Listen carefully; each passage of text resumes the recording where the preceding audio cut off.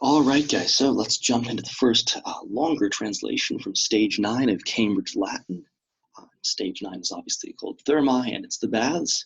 And the first translation is called In Palaestra. Now, Palaestra is an exercise yard, usually part of the bath complex. So what people would do in the ancient world is you'd go to a complex where you would, meet your friends, you would exercise together, throw around a discus or wrestle, do a couple things like that.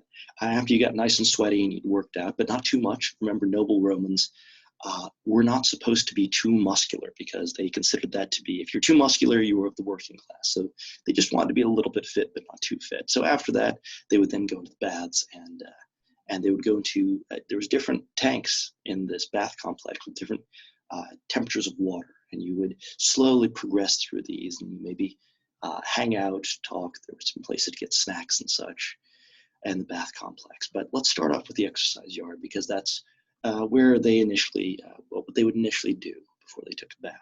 So let's translate this. Notice that only a few of these are color-coded because we're expecting you guys to be able to kind of fill in the blanks, and also you'll have access to your own copy of these slides where you can fill out the translation on the right-hand side for yourselves. So, but let's go through it.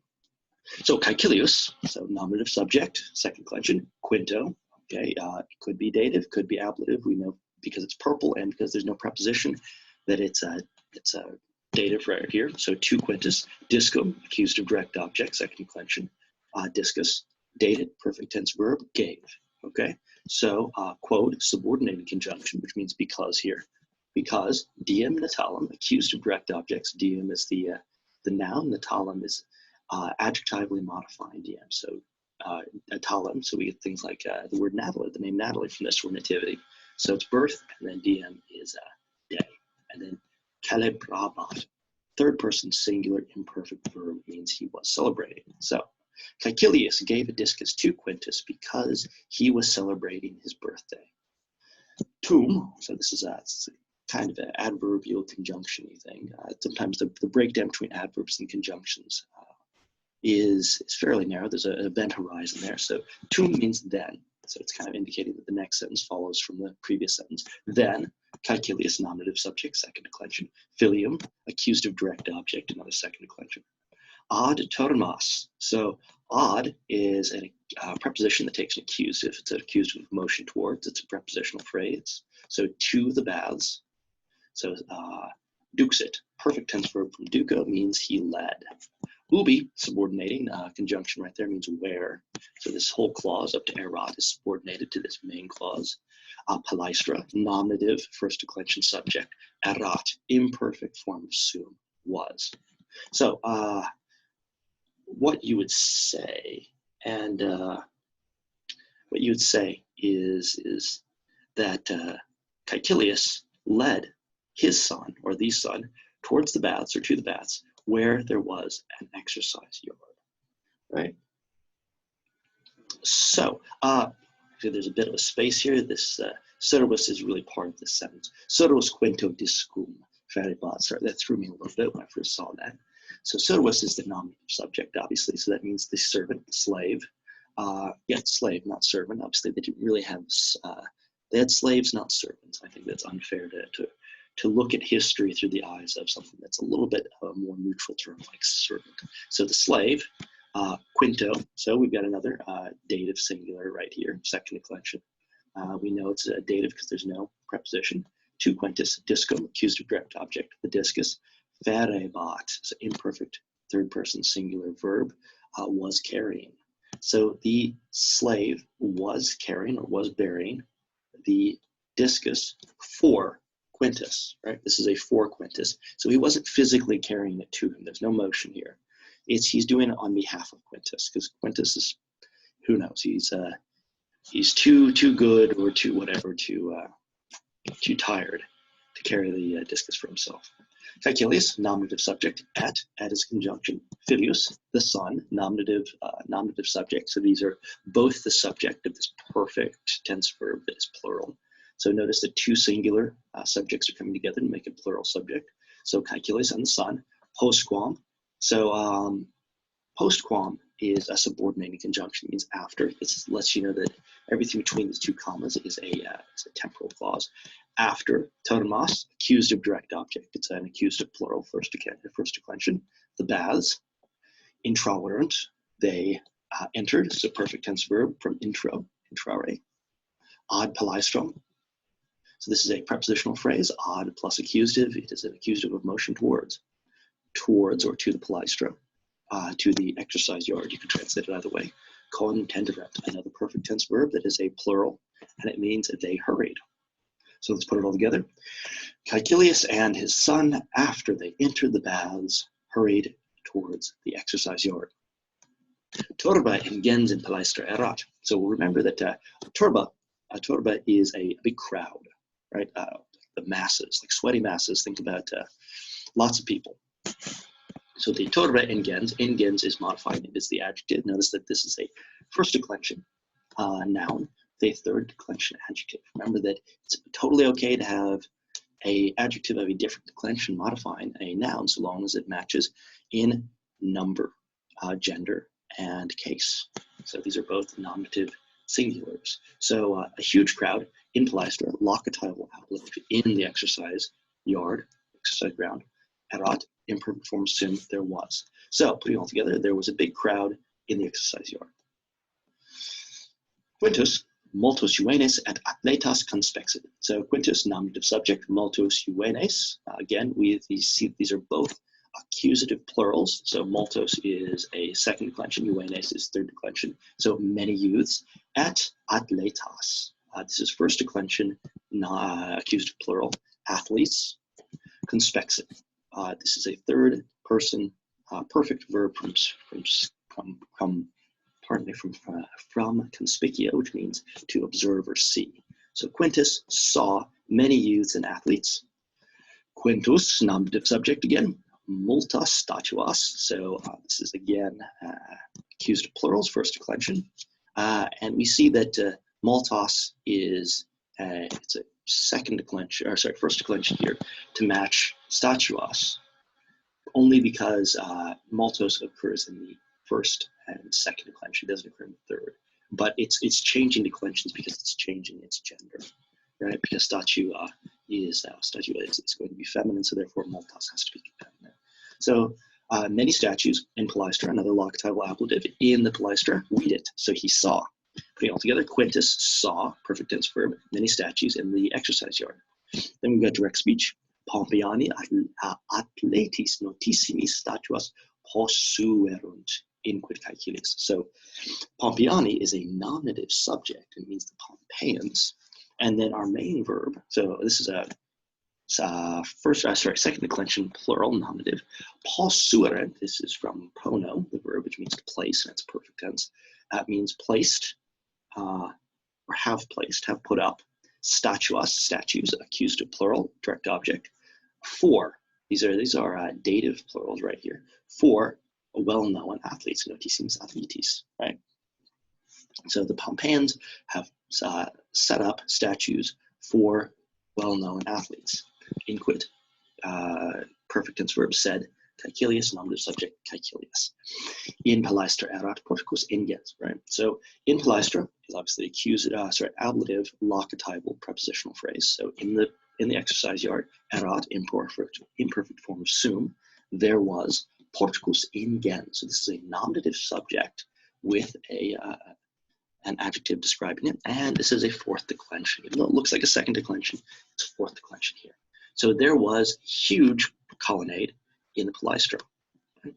Spectatores in porticu stabant. So spectatores is a third declension nominative plural, and it means the spectators, the watchers. Stabant, imperfect third person plural from sto, means they were standing, the spectators were standing in porticu.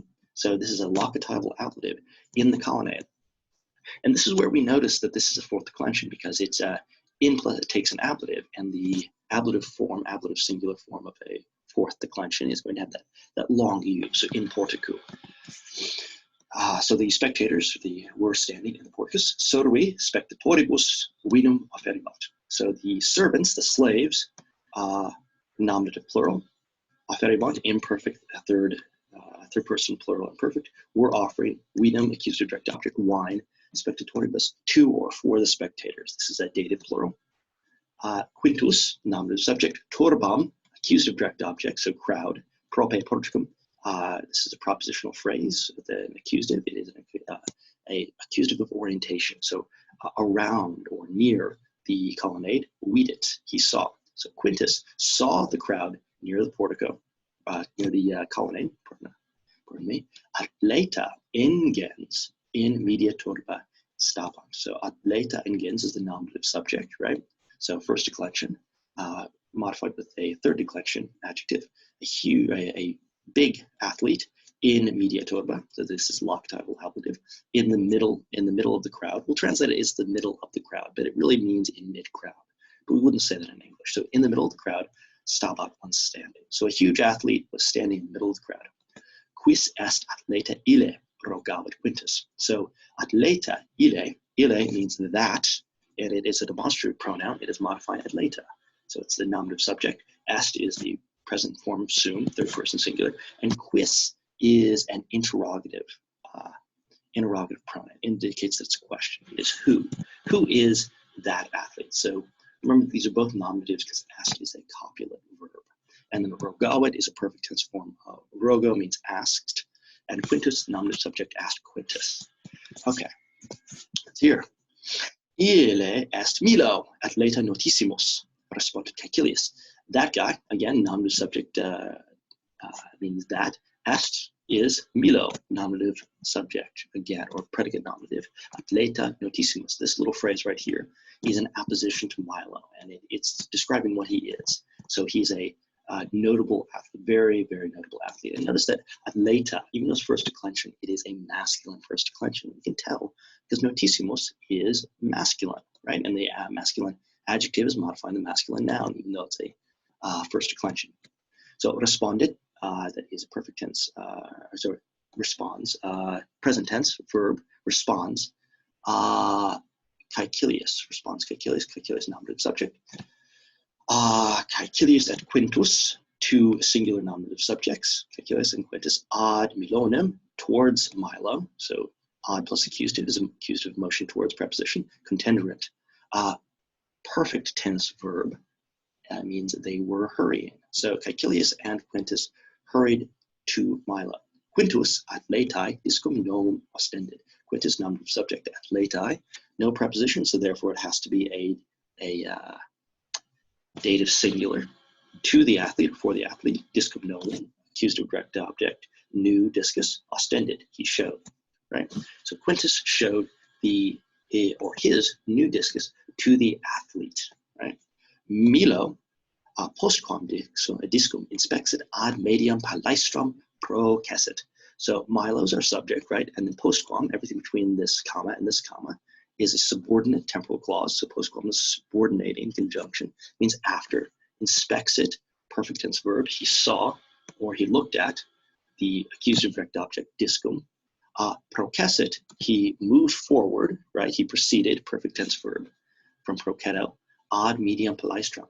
So this is a this is a prepositional phrase that is ad plus accusative of motion towards, to the middle of the exercise yard. So putting it all together, Milo, after he looked at the discus, proceeded to the middle of the palaestra. Atleta palaestram circumspectavit et discum immisit. So the atleta, nominative subject, palaestram, accusative direct object, circumspectavit, perfect tense verb. So the athlete looked around the exercise yard at and conjunction, pardon me, discum, accusative direct object, immisit, perfect tense verb. Actually, all the verbs are. Respondent could be both perfect and present. Some verbs are like that in form, like inquit can be both. And he threw the discus, perfect tense verbs. Putting it all together, the athlete looked around the exercise yard and threw the discus. Discus, nominative subject, longe, so this is an adverb, it means for a long way, a long distance. Por auros, this is accusative of extent, prepositional phrase, it means through the air. Evolawit, perfect tense verb, means flew. So the discus flew a long way through the air. We say air is a singular in English, but it's a plural in Latin. Spectatores atletum laudaurunt. So subject, direct object, perfect tense verb. Spectators applauded the athlete. Servus Meloni discum quae sivuit. Subject, dative, direct object, perfect tense verb, third person. The slave to Milo, discus quae sivuit. Right. So quae sivuit. He the slave quae sivuit sought. Right. He sought the discus. So he went after the discus for Milo. This is a dative advantage.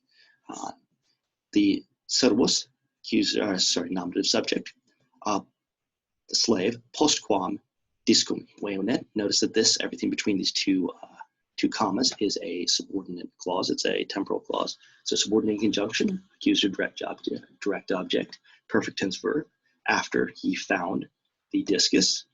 Ad milonem, so accusative, ad plus accusative is a prepositional phrase of accusative of motion towards. To Milo, rediit, perfect tense verb, returned. So the slave, after he found the discus, returned to Milo. Servus atletai discum offerebat, so subject, dative, direct object, and an imperfect tense verb. The slave offered, so he was offering, he was presenting the discus to the athlete. Right? Atleta, tamen, discum non cepit. So athlete, nominative subject, tamen, however, this is right here an adverb. Discum, direct object, non-adverb that negates the verb. Accepit, perfect tense verb, accepted. So the athlete, however, did not accept the discus. Discus non est meus. So subject, non-adverb, est main verb, meus is accusative, really, it's a accusative that goes with the est, the preposition.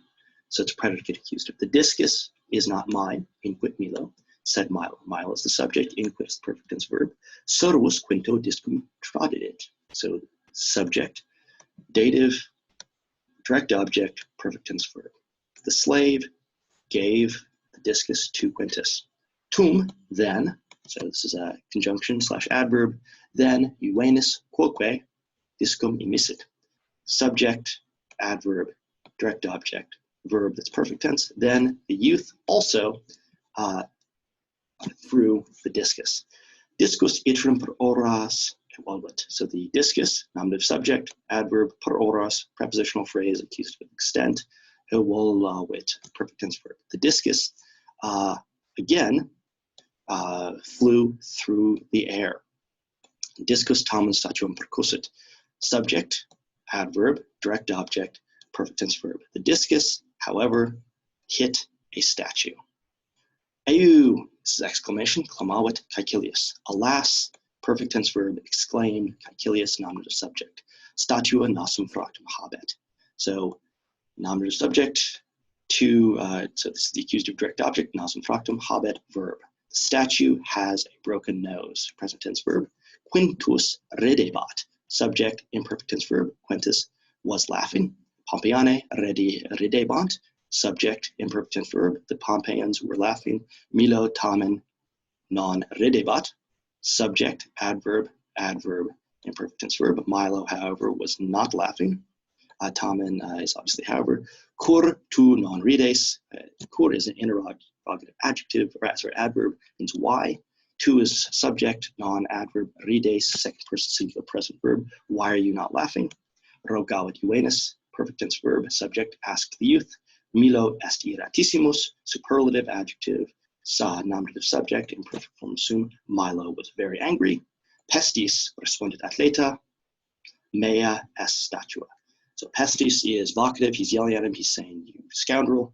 Responded atleta, perfect tense verb, nominative subject, responded the athlete. Mea est statua. Both nominatives, that is my statue. All right, if you have any questions, let me know. Otherwise, I'll see you in the next translation.